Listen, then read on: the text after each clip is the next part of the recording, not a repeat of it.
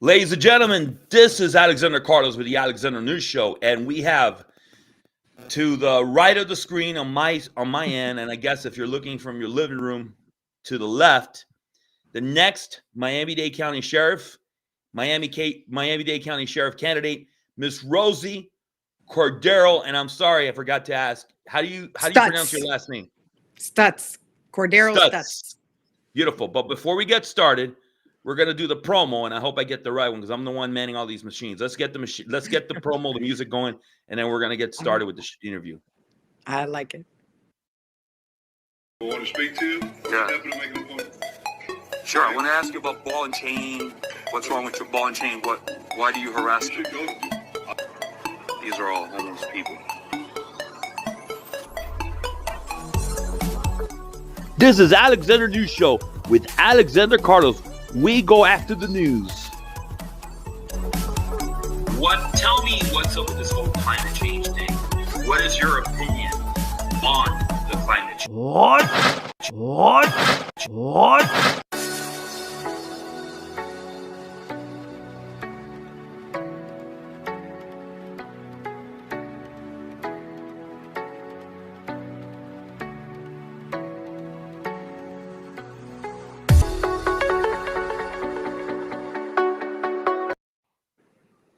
Welcome, Mrs. Rosie Cordero-Stutz, to the Alexander News Show. How are you doing today? I'm wonderful. Thank you so much for having me on the show. I really appreciate it. Beautiful, beautiful. And yes, we're a bilingual show. Bienvenido, Okay. Mrs. Rosie Cordero-Stutz. Un placer estar aquí. Todo Muchas bien. gracias. Todo bien. Muchas gracias por el estar en el programa, en el show, the Alexander News Show, iHeart Podcast Network también. This show will be later on podcast, on all podcast platforms. Everything for Alexander News Show, all the information is below the ticker. Toda la información de Alexander News Show, donde lo pueden encontrar nosotros en las redes sociales, todas las plataformas de podcast está abajo de la pantalla de ticker.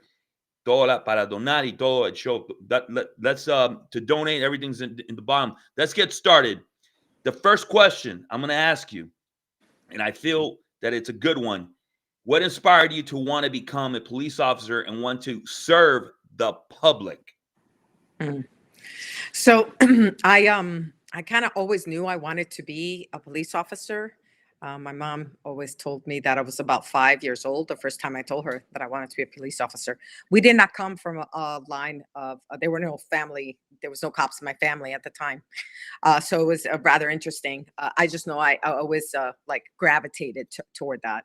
I grew up in New York City, and as a kid, I think, we grew up in a poor neighborhood in Washington Heights, and I always saw them as a beacon of hope. We always felt safe if they were walking down the street, and I always found myself enjoying providing a service to people. And so, I don't know, it kind of picked me before I picked it. I did, as I got older, I went to school, I graduated from college, I got my bachelor's degree in criminal justice, and Yes. eventually moved down to South Florida, and I applied for then MDPD Police Department, Miami-Dade. It was the only police department that I applied for. And I started my career in Miami-Dade, 1996, working patrol on the streets, North Side District. Oh my God. North Side, I hold it very dear to my heart.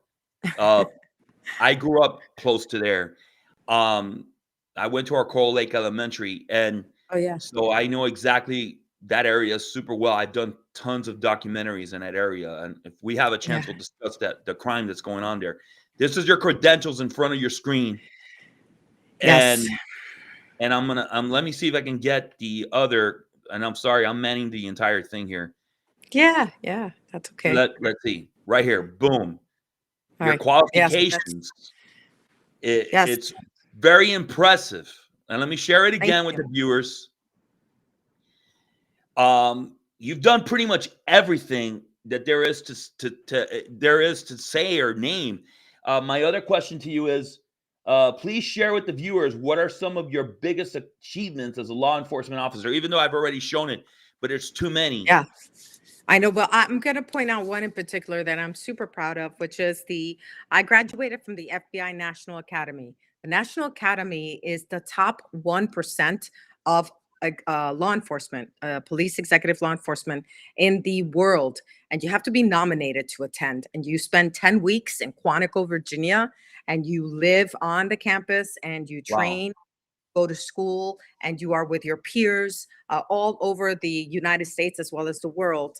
And after a 10-week program, you complete the yellow brick road, which is physical fitness, Yeah. and you graduate. And it's an unbelievable achievement. And for me, it was really a highlight of my professional career. After I graduated, I came back to the state of Florida, and I remained active in the Florida chapter.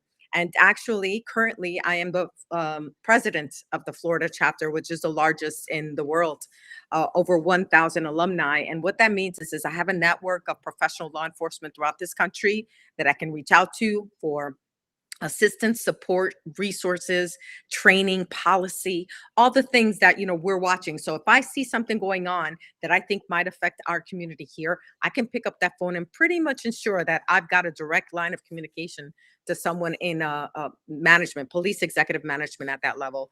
And Wow. I'm really proud of Beautiful. that because, as we know, law enforcement is predominantly a male dominated field. So, when I went to the National Academy in 2016, I believe there were 265 total.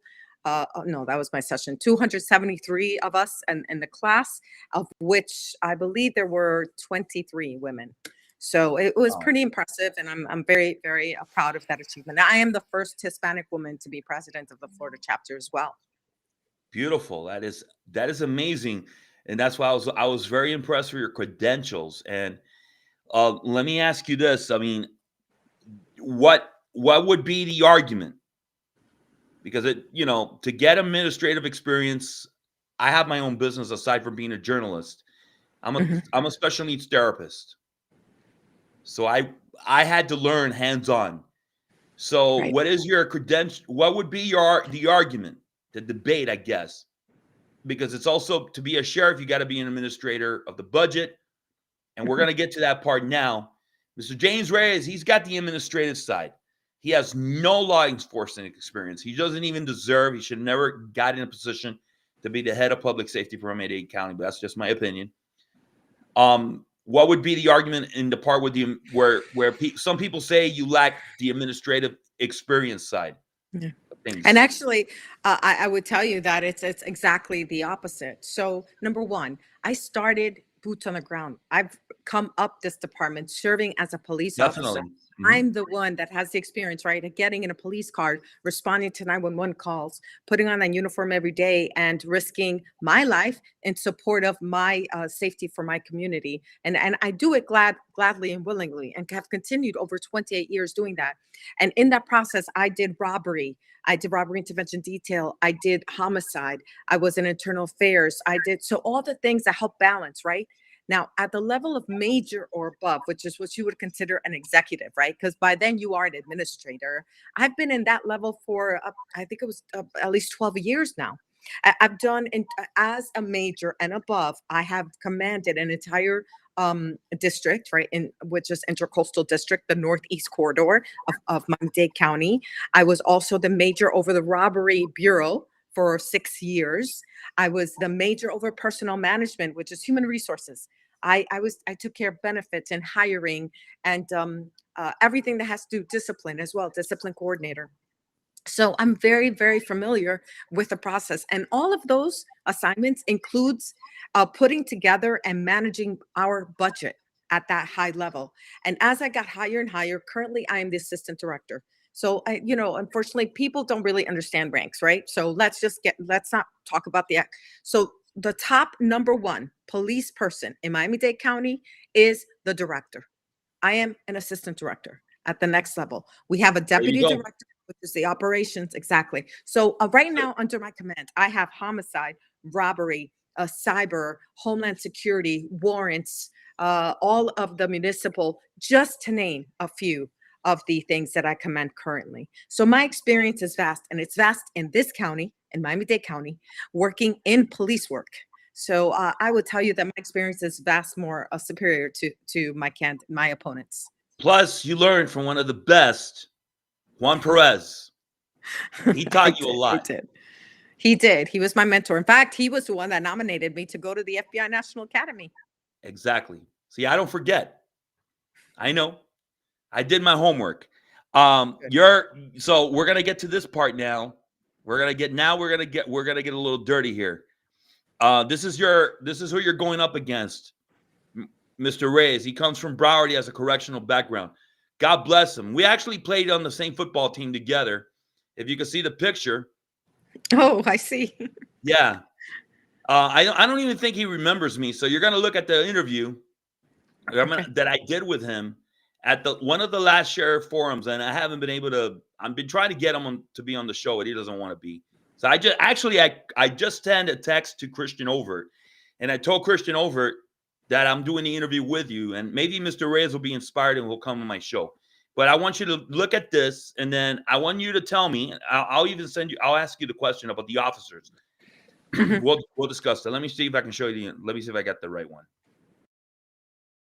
I'm with iHeart Podcast Network.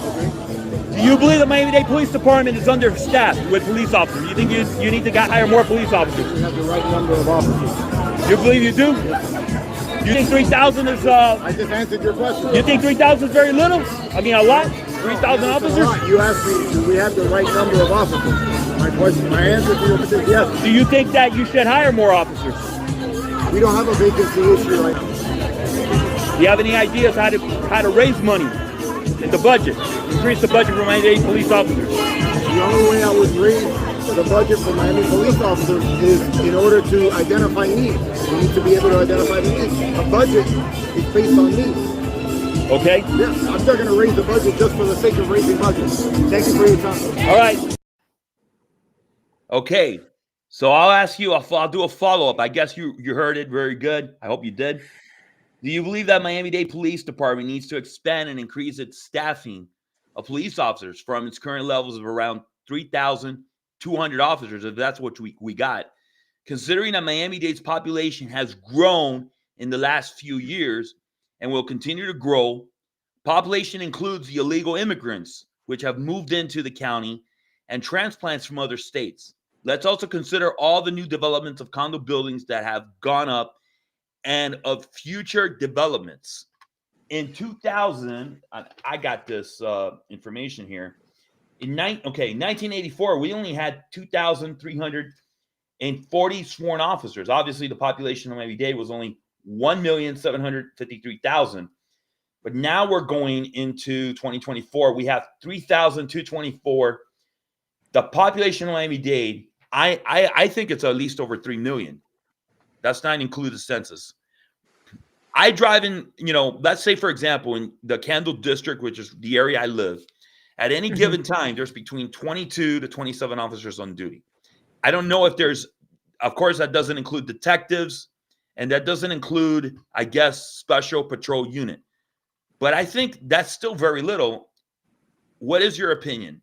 Honest opinion. If I'm wrong, listen, you can correct me. I'm not this reporter who's going to blacklist you. No.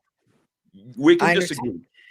I think what you're talking about is exactly the kind of analysis that a good sheriff needs to be able to do, right? So the truth is that we have needs that are clearly identified. You just talked about it. You talked about the amount of tourism that we get, the amount of people that have fled, we call them COVID refugees, right? People who after COVID decided they're picking up and they're moving to South Florida. So that was, after the census, right? So on the books, we have 2.9 million residents.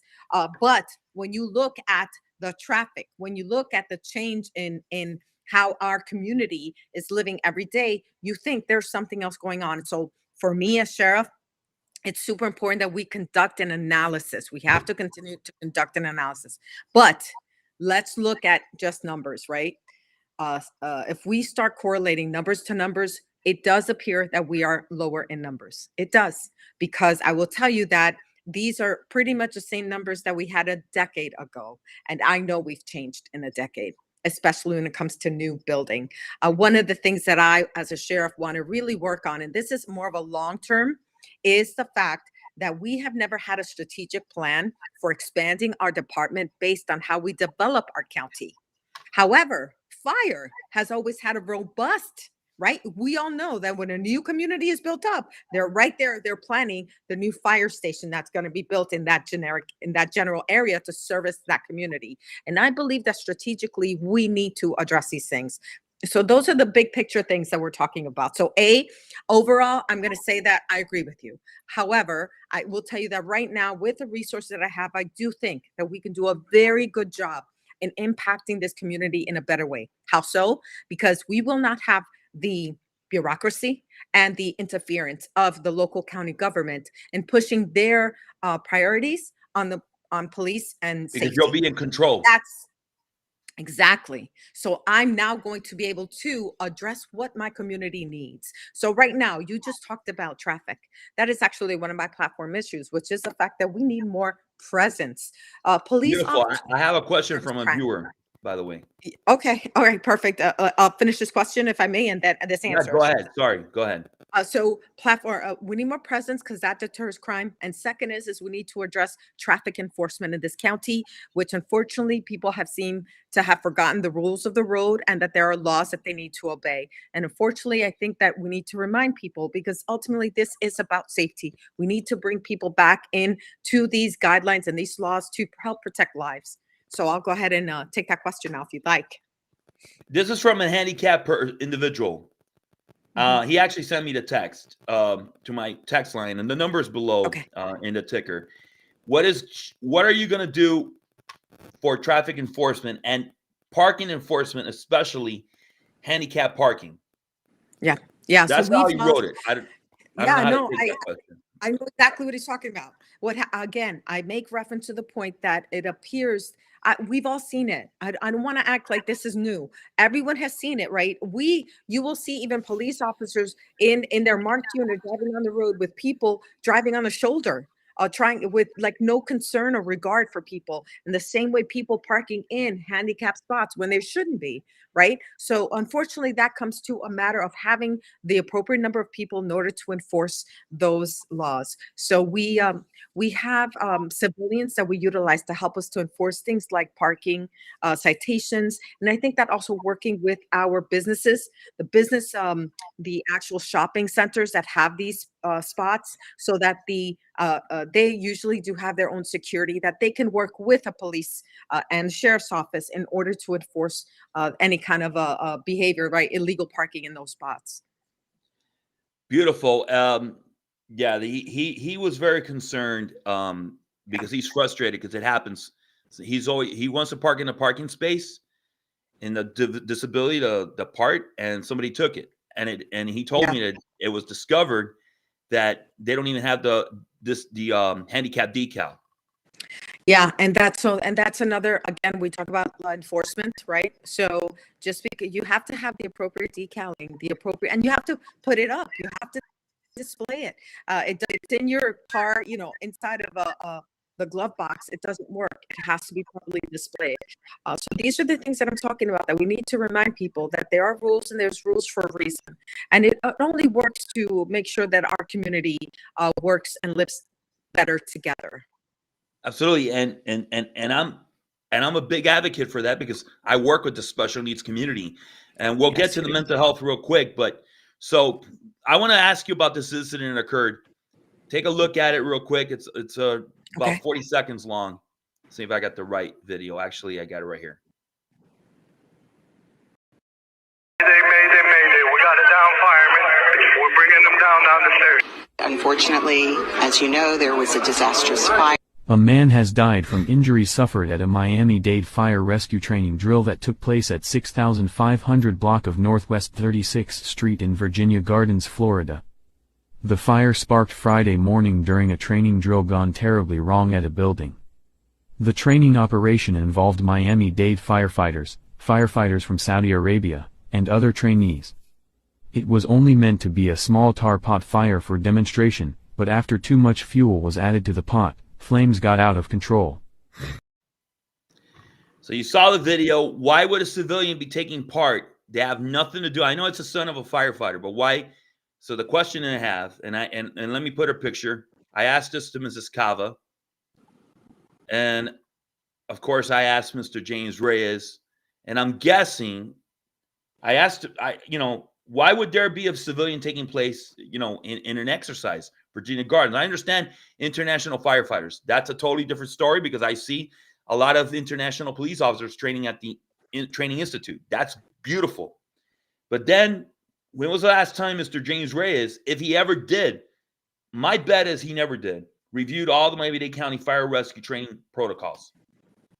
Would you care to comment on that? So first and foremost, I will say that I'm not that familiar with Miami-Dade Fire's protocol because I've never been part of Miami-Dade Fire. However, Yeah, of course. I do know for a fact that they are very robust when it comes to their policies and training manuals, just like the police department is and just like corrections is. And if you are taking on the responsibility of the chief of public safety, I think it would only be beholden upon you to make yourself very familiar. I don't know what the role was of that individual there. It's a tragedy that what happened. He passed away. And unfortunately, everyone, including, his dad, these are things they're going to have to live with. And it's horrible what happened. But what has been done, the investigation, I'm sure, is still continuing. And I hope that if there was a failure in this policy, that swift action is taken. Someone has to be held responsible. That's the bottom line. Someone lost their life. We can't act like it was just, I'm so sorry. Someone lost their life. And if there's an issue with this policy, if they were there without blessings or permission, who knew? These are all the questions that I would ask as part of the investigation. Okay. All right. Good enough. Let's move on. Do you believe that Miami-Dade County has a gang problem? And I sent you a document on the email of a study that occurred by Justice and Security Strategies, Inc. It was done by Dr. Greg D. Uchida. Obviously, we're going back to way 2011. Let me show you. Let me post it here on the screen here. Sorry, I have to do everything again, man. Everything. There it is. Everything information is there. We're not going to get into the whole entire cheat, whatever, but it showed a lot of the gangs that existed in Miami-Dade. What is your opinion of this? You think there's a gang problem in Miami-Dade or not? Sure. So we are a metropolitan city. We are a very rich, diverse area. We are, sometimes I say, we are very different than even anywhere else in the United States, right? Because of the influence of all these different communities that we have affecting us, right? South America, Central America, the Caribbean, European tourism, all of these things affect us. With that said, yes, we do have gangs that are present here in South Florida. Unfortunately, I think a lot of people today think of gangs like they would on television, right? That there's, one gang name with markers or colors or an area that they control, right? But the truth is that today's gangs, the gangs of today, are much loosely defined, right? So there could be a loose group of individuals that today are cooperating to conduct some kind of criminal activity, and then the next day are actually two separate factions that are opposed to each other. And so often you're going to see all these names, right? All these different names or identifying markers, when in reality, a lot of them are actually associated under a larger umbrella, if that makes sense. With that said, whether they're one big group or whether they're multiple smaller groups, our process is the same, which is we address them very aggressively. We have a very proactive gang unit that we are across the county. We work with our state partners, our federal partners. We work with our other municipalities because, as we know, criminals do not know boundaries. City of Miami, Hialeah, whatever it is, right? We all work together with the county. We shall continue to do so under my leadership as sheriff, God willing. And so we are going to collect intelligence and disrupt these organizations, because the truth is we need to identify the criminal organization as the root in order to be able to target the leaders of these organizations. And so we have a recipe. We know how to do it. And as you all know, we've had a very, very good history of being able to be proactive and addressing these concerns. Things come and they ebb and flow, right? We will have peaks where we have more activity in one area or another. But the reality is that we are very swift and we address these concerns immediately. I always say to people, whatever information you have, right, please, because at the end, we don't know everything. Share that information with law enforcement. Crime Stoppers Tips is a great way to share information and remain anonymous, but that allows us to might be that missing link that we need in order to tie groups and or organizations together in longer term investigations. Beautiful response. I agree with you. So do you believe that we have a Tren de Agua, and I can't say correctly. Tren de Aragua. Yeah. Are they operating in Miami-Dade? So Tren de Agua is a very, violent gang coming out of Venezuela. And as we all know, this entire country, including South Florida, is impacted by immigration as well as illegal immigration. And although we in South Florida have been blessed to have not felt the high level of impact as many of the other states in this country, that does not mean that we have been isolated completely. So I will tell you that we have identified associates of Tren de Aragua in Miami-Dade County loosely. We do not have information that is shareable regarding any long-term or large organization of Tren de Aragua here. With that said, we are also always actively working big cases, and that's information that we wouldn't necessarily want to share. I know all of your viewers would understand why. But I think ultimately the answers to the question are this. A, have we identified at least associates of Tren de Aragua in South Florida? Yes. At least we recognize, and we are so proactively watching for them and addressing any concerns that come across our desks, right, regarding them. We work with our local, state, and federal partners, very important, and understanding that because we are also a very transient area, a lot of times people come into South Florida, they come to vacation, they come to, if it's a group of young people, they come to party, have a good time, and then they move on. Those are also going to be times that they may have contact with law enforcement, although they're not necessarily committed here to South Florida. Okay, beautiful. This is Alexander Carlos with the Alexander News Show. Ms.Rosie Cordero-Stutz is the guest candidate for Miami-Dade County Sheriff. She's got the endorsement of over 27 former sheriffs and current sheriffs. He's also endorsed by other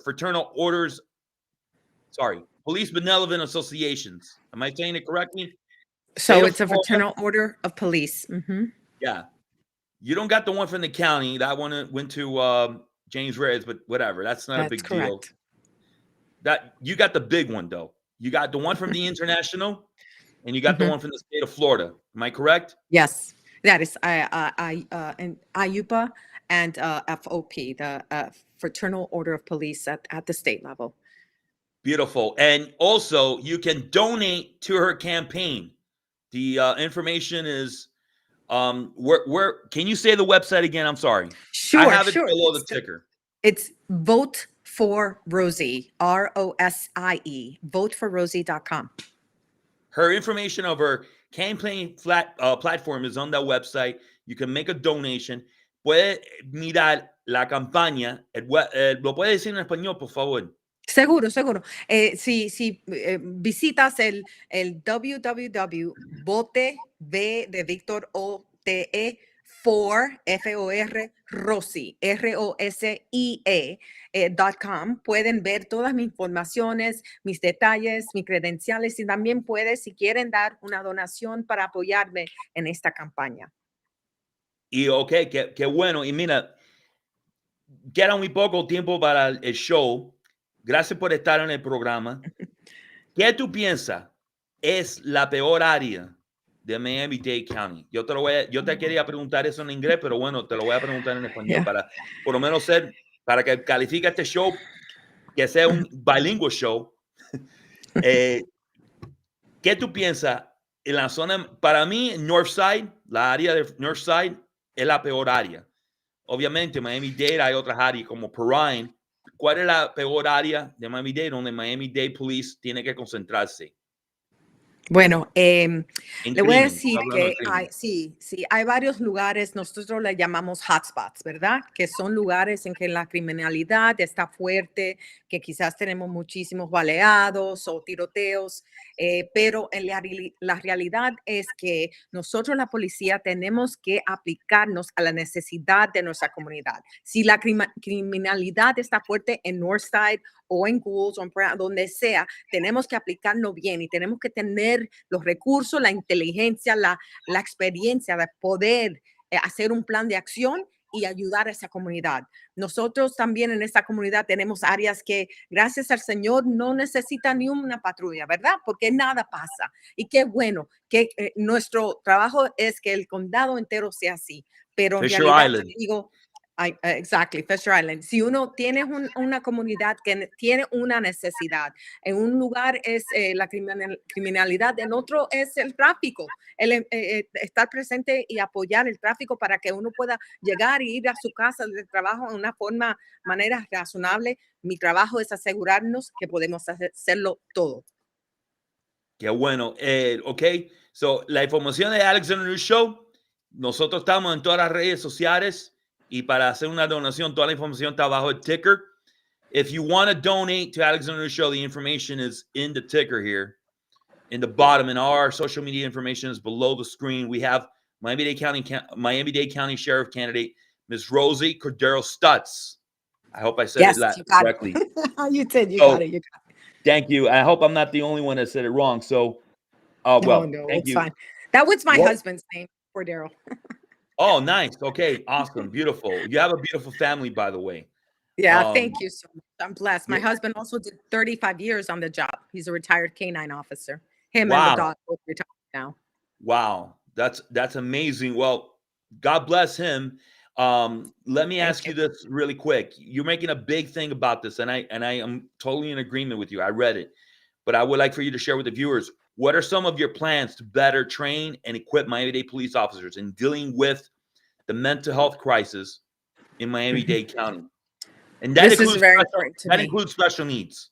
Just so you Yes, know. it does include special needs, absolutely. So we currently are running a pilot program, but I'd like to see it expand throughout the entire police department. What it does is that we have highly trained officers responding to mental crisis calls alongside a civilian counselor.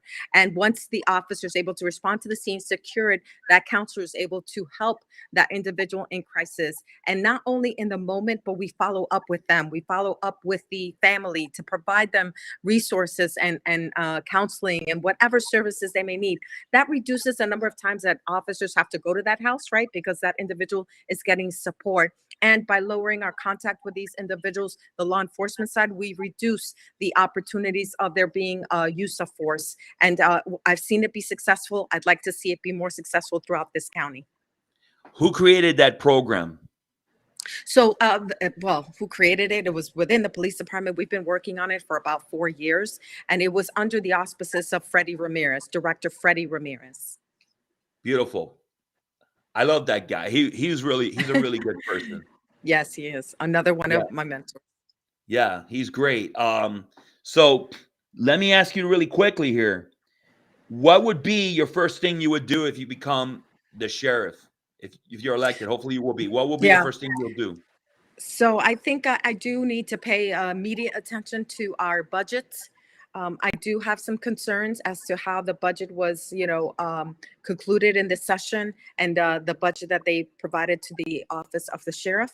But above and beyond that, I'm going to work on those 3 things we discussed. Well, we talked about mental crisis response. We talked about traffic. And I'm also going to be expanding our corruption unit to include highly trained investigators working with prosecutors that are assigned to these kind of cases. When I say corruption, I mean to include not just political corruption, but our homeowners association fraud scheme come out of there. Yeah, that's your friend, right? Miss Kathy Rondo. She doesn't. Yeah, what is your opinion? I mean, are you gonna have a good working relationship with her? Look, let me tell you something. We cannot be successful unless we work together. But understanding that working together doesn't mean that you're always going to agree. It means that each of us need to be able to stand up for what we believe is important. I'm going to stand up what I believe is for the best interest of the safety of this community. And I think that and by me being very clear and able to share that with her, we're going to be able to come to a good conclusion. I've also worked with her and her office for years. I was a homicide detective for 5 years back in the early 2000s. So a lot of the people who are now at the top level executives were prosecutors then with me as I was a detective. So we kind of came up the ranks parallel. And so I have a very good working relationship with many of her staff. Beautiful. No, teamwork is what makes a difference. It's about Absolutely. the community. Absolutely. We You don't can't do do this this alone. alone. Nobody does it alone. Nobody Now- does it alone. Exactly. This Mrs. Daniela Cava and also Oliver Gilbert and a couple of the other commissioners, they want to take money away right now. They want to take advantage that now that there's no sheriff still, and it's transition, it's getting ready to roll out, I believe in January. There was reports that they want to take money away from the officers, including overtime. Do you have anything you would like to say and add to that? Yeah. Right now in the budget. Yeah, I've been very clear from the beginning that I had concerns. I don't believe that they're being fully transparent in how they're funding the office of the sheriff. And if I become the sheriff-elect, I will do whatever I need to do within my legal opportunities and boundaries to make sure that this office of the sheriff is properly funded. We should be giving our county the same, at least day one, the same service that they had the day before the sheriff started. There's no reason why we cannot do at least that. And that's where we're going to start. Including, Lord willing, and I know it's going to require money, adding 500 more officers at least to the Miami-Dade County Police Force. That would be a beautiful thing. Mrs. Rosie Cordero, I appreciate you coming on the Alexander News Show. You know, it's an honor to interview you, and I'm praying to God. The voters of Miami-Dade County, they're pretty smart. They're going to vote for you, and they're going to make you the next sheriff of Miami-Dade County. Ms. Cordero, bienvenido. Thank you. Alexander. Gracias. Con el favor de Dios, vas a ser elegido que sea, ¿cómo se dice sheriff en español? Alguacil. Del condado de Miami-Dade County. Le voy a decir algo a Susi. Por favor, le quiero pedir su voto. I'd like to ask for your audience, for their vote. I am the most qualified, and my commitment to this community is to ensure that this transition is the safest that it can be. With my experience, I know that I'm the right candidate to do that. So thank you. Le prometo que le voy a servir como su próxima alguacil para proteger nuestra comunidad y que no quedemos como una ciudad como Nueva York o Chicago o San Francisco. Or Detroit. Or Baltimore. Or Detroit. Yeah, it's Bueno. terrible. No, thank you for coming on the Alexander News Show. Gracias por venir al Alexander News Show. And Mr. Rodriguez, you're the man. Thank you for arranging this interview. Mr. Rodriguez, I will let him know. Arreglar todo este interview. Tú sabes, Muchísimas gracias. todo junto. Thank you for appearing. I have a great day. Thank you. Thank you. Thank you. Bye. Ladies and gentlemen, this is the Alexander News Show. Thank you for tuning in. Este